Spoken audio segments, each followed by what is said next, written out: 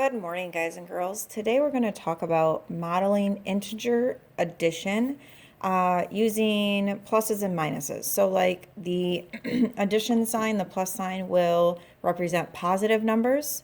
The negative sign will represent obviously negative numbers. So for example, if I want to represent 6, which is positive, I'm going to write 6 addition signs. And if I want to model the integer of -3, I'm going to write 3 negative signs, because this would be +1, another +1, another +1, and so on, a -1, a -1, and so on. So we're going to use that to help us start to understand the concept of adding positive and negative numbers.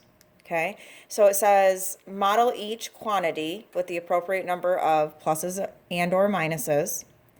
Show the pairs of additive inverses. Remember, that's one of our vocab terms that we've learned. Additive inverse means adding the opposite so that we can cancel them out. And then interpret the leftover as our final answer, as our sum. So the first one, I need 6 negative signs. 1, 2, 3, 4, 5, 6. Plus, I need another 4 negative signs. 1, 2, 3, 4. Now, those are all the same sign. So because they're all negative signs, I can actually count them up and see how many negative signs do I have altogether. So I had 6, 7, 8, 9, 10. So what this tells me is that -6 plus -4 gives me -10, or 10 negative signs. All right, let's look at our next example. I have a -3, so I need to represent that with 3 negative signs. And then I have +10, which means plus a +10. So now I need 10 positive signs. 1, 2, 3, 4, 5, 6, 7, 8, 9, 10. 1, 2, 3, 4, 5, 6, 7, 8, 9, 10. Okay, so now I have some of each. So what I'm going to do is I'm going to take and I'm going to cancel out. I'm going to do some canceling here. So one negative sign cancels with this addition sign, because a +1 and a -1, those are inverses, they're opposites. They cancel each other out, they equal 0.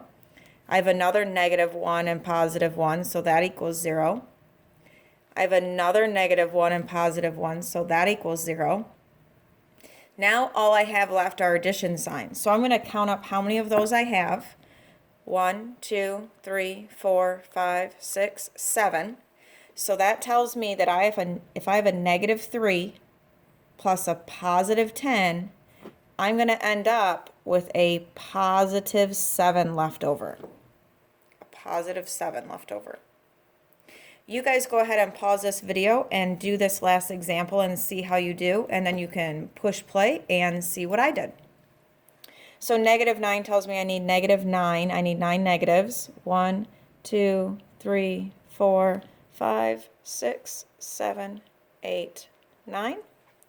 +7, I need 7 plus symbols. 1, 2, 3, 4, 5, 6, 7. And now I'm going to do that additive inverse canceling, because remember, additive inverses, when you add the opposite number, it equals 0. So one negative and one positive cancel each other out, they equal 0. A negative and a positive cancel, cancel, cancel. Another one, negative, positive, cancel, negative, positive, cancel. Now all I have left are the same symbol. I have 2 negative symbols left, so that means my answer is -2. So if I have a -9 plus a +7, so a -9 and a +7, they are not the same sign, so I had to cancel. I had to do some subtracting here. They're not the same sign, so I actually subtracted them, and I was left over with 2 negative signs, or -2. So this is what you guys are going to be practicing to help us understand the concept of when I have positives and negatives, what happens, and how do we get to a final answer. Thank you.